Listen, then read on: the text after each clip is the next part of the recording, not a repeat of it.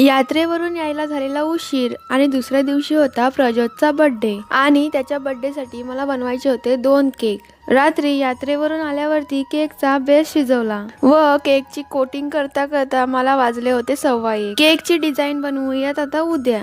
सर्व आवरून मी रात्रीचे 2 वाजता झोपले आणि सकाळ सकाळ पप्पांनी 6:45ला मला उठवलं, कारण पप्पांना जायचं होतं 8 वाजता मुंबईला। मी तर डोळे चोळत चोळत झोपेतून उठून शेतीवर गेली होती। आज फक्त दुधींचा खुडा होता।